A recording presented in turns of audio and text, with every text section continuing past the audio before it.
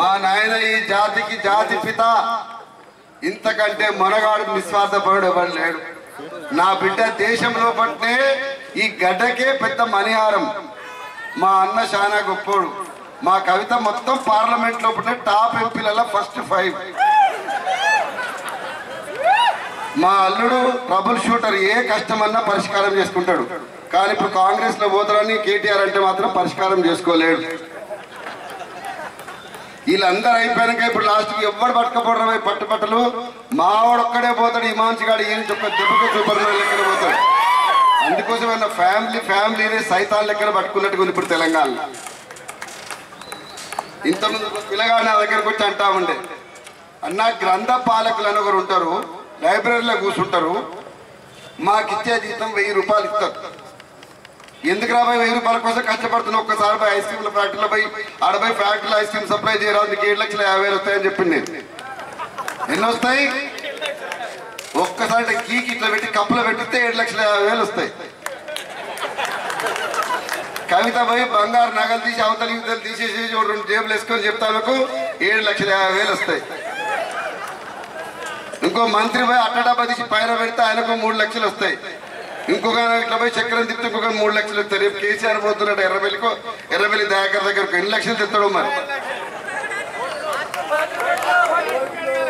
నేను ఒక్క మాట అంటున్నా, మీరు మీటింగ్లు పెట్టుకుంటానికైతే ఎవరంటే వాడు 7,50,000 ఇవ్వచ్చు. కానీ రమేష్ ముదిరాజు లేకపోతే శ్రీనివాసో లేకపోతే సలీమయ్య మీటింగ్ పెట్టుకుంటే కూడా పైసలు ఇవ్వద్దా?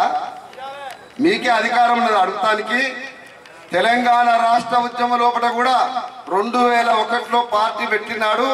నువ్వు హోటల్లో కూర్చొని తింటే నీ పక్కన తిన్నందుకే మంచికి 20,000 రూపాయలు ఇస్తే కాంగ్రెస్ ప్రభుత్వం తెలంగాణ కోసం ఇచ్చినట్టు కళ్ళతో చూసింది. నిజమా కాదా? కూలి పనికి పోతే నువ్వు అవ్వాలి కూడా 3 లక్షలు తీసుకొని నేను ఊకున్న రావాలి ఇవాళ.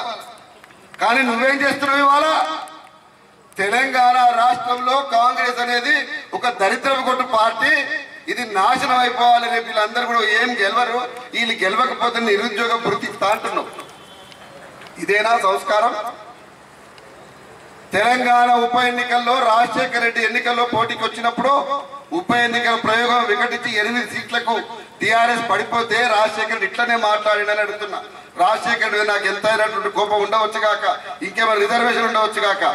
నేను అడుగుతున్నా, 15-16 సీట్లు నీకు, 25 సీట్లున్న నీకు 8 సీట్లకు వస్తే వాళ్ళు ఇదే మాటలు అన్నారా అని నేను అడుగుతా ఉన్నా. ఎక్కడి పోయింది సంస్కారం తెలంగాణ లోపల? నోటికి ఒక హద్దు ఉండాలి కదా. ఇంతకు విమల చెప్తా ఉండే, లేకపోతే చాలా మంది చెప్తా ఉండే, ఉద్యోగాలు ఎవరిస్తారని చెప్పిండు. ఏం మాట్లాడుతున్నావు నువ్వు? విలేకరితో మాట్లాడిన ఇదే ముచ్చట, నిరుద్యోగితో మాట్లాడిన ముచ్చట ఇదే ముచ్చట, రైతుతో మాట్లాడిన ఇదే ముచ్చట, ఉత్తమ్ కుమార్తో మాట్లాడిన ఇదే ముచ్చట. పాప రేవంత్ రెడ్డి నేతలు లోపలికి రానియరు, ఇక అది వేరే ముచ్చట. ఇప్పుడు ఇవాళ తెలంగాణకి ఇది నడుస్తా ఉంది. ఏం కొట్లాడుతున్నాం మనం? ధర్నా చౌక్ గురించి కొట్లాడుతున్నాం. ధర్మం గురించి కొట్లాడిన తర్వాత అయిపోయింది. ఇప్పుడు హక్కుల గురించి కొట్లాడి అయిపోయింది. ధర్నా చౌక్ గురించి వెనకడ ఏముంటుండే, ఎప్పుడు నాకు మాట చెప్తా ఉంటారు మిత్రులు, బిచ్చగాడొచ్చి రోడ్డు మీద అడుకుంటే బిచ్చం పెట్టకపోయాడు. కానీ మనగాడు ఎవడే అంటే వాని కిందున్న తుండు గుడ్డ గుంజుకుంటే వాడు గుడ్డ చుట్ట తిరుగుతా ఉంటాడు. బుచ్చం సగం మర్చిపోతాడు పెట్టేది. ఇవాళ ఈ రాష్ట్రంలో కాపరుస్తున్నది.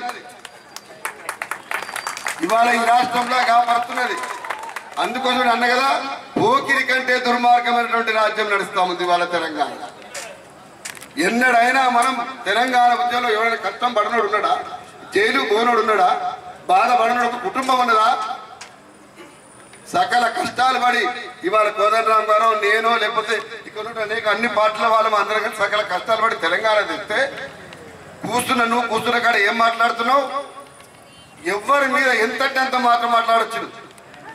జీవన్ రెడ్డి లాంటి అంటే మొత్తం మట్టిలో పుట్టినటువంటి బుడ్డ లెక్కన ఇవాళ జగిత్యాల్లో అనేకమైనటువంటి ప్రజలతో చాలా సత్సంబాలు ఉన్నటువంటి ఒక మనిషి మీద అంటే ఒక వయసుకి గౌరవం ఇవ్వాలి, ఒక వ్యక్తిత్వానికి గౌరవం ఇవ్వాలి, ఒక సమాజానికి పరిచయ కంట్రిబ్యూషన్ గౌరవం ఇవ్వాలి.